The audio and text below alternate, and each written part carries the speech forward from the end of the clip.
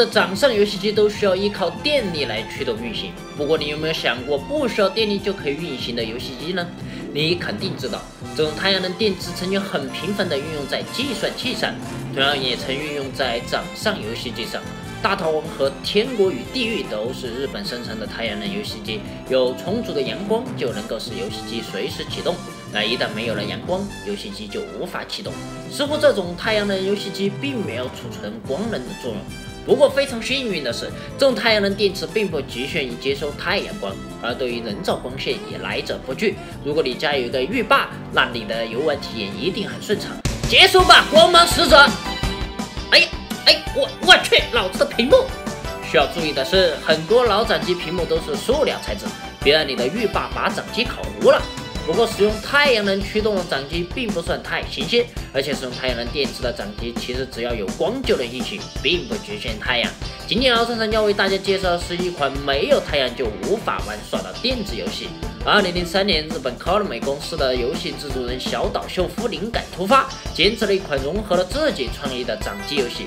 这就是科乐美公司2003年7月发售的级别平台游戏《我们的太阳》。小岛秀夫一直都非常擅长制作前置类动作游戏，尤其是把自己的脑洞实现到游戏机制上时，非常令人赞叹。大约15年前，小岛秀夫在科乐美玩具部门参观的时候，看到了一种奇妙的太阳能传感接收器，他于是产生了要把这种传感接收器用在级别卡带上的想法，让现实的太阳光作为游戏男主角的武器能量。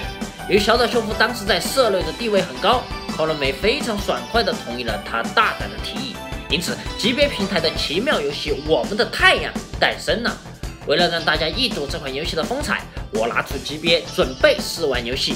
我们可以看到，对比一般的级别卡带，我们的太阳卡带外端很突出，其作用就是方便接收太阳，而卡带里面这个小小的黑色方块就是神奇的太阳接收器。当我插上卡带准备游玩，我就郁闷了，因为我要边玩边进行画面录制，但是级别的屏幕显示效果不太明亮，最可以明亮显示画面的级别 SP 又由于卡带插槽在最下面，总不可能让卡带对着我的下体接收阳光吧，所以级别画面录制成了大问题。其实这类掌机游戏我都可以使用模拟器来进行画面录制，但是鉴于我们的太阳级别卡带外设和游戏功能的特殊性，模拟器无法表现，也只能作罢。为了这期节目，最后我选择通过购买实时级别电视输出方案，让掌机画面投放到电视机上。我不仅需要小心翼翼地拆开级别，还要慢慢地把输出端的数据带插入显示数据槽。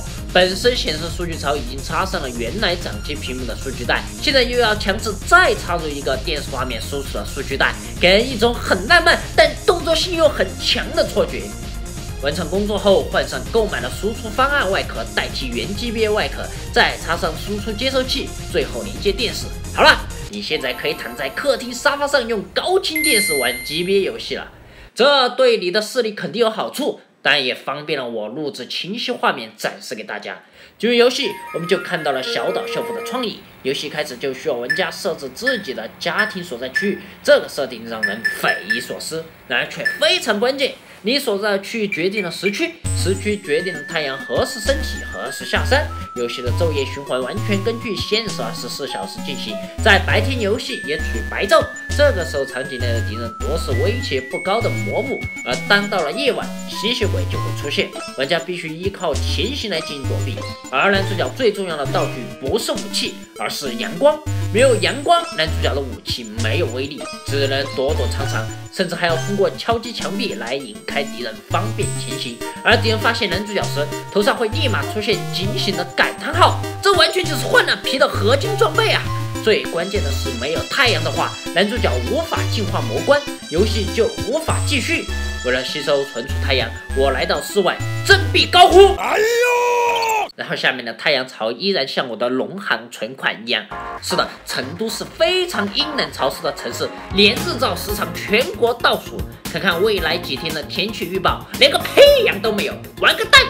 突然我想到了我家的浴霸，于是对着浴霸我振臂高呼：哎呦！然后下面的太阳槽依然像我的建行存款一样。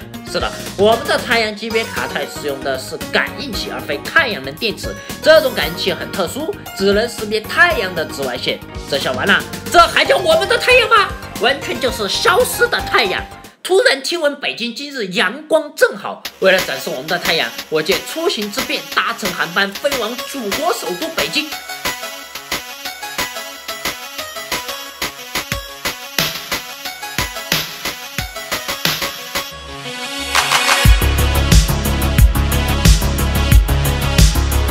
来到北京城，帝王之相霸气侧漏，天空之上云絮不兴，阳光洒下京城大地之际，更为这片古都镶上了恢宏金边。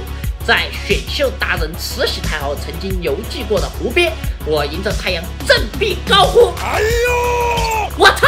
就是现在，太阳能量开冲了！冲！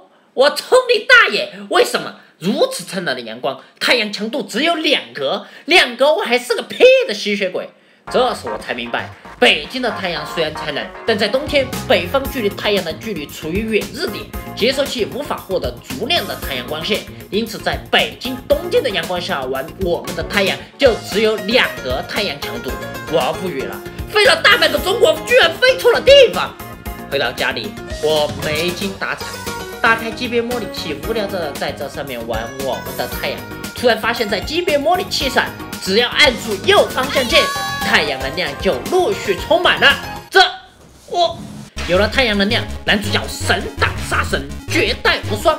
有些敌人会因为男主角携带太阳光强度而做出不同反应，而原本男主角踩在水面会引起声响，但当阳光强度足够时，就会直接蒸发掉水分。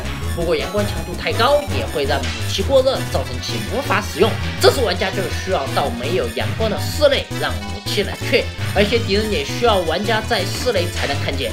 在阳光下，这些怪物反而会隐身。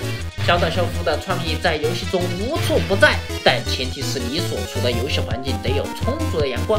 不过你用模拟器的话，就当我没说。而因为玩家面临的是吸血鬼，大家都知道吸血鬼除了惧怕太阳，还惧怕大蒜。去切几瓣蒜瓣吃下，对着级别呼气，吸血鬼直接秒杀。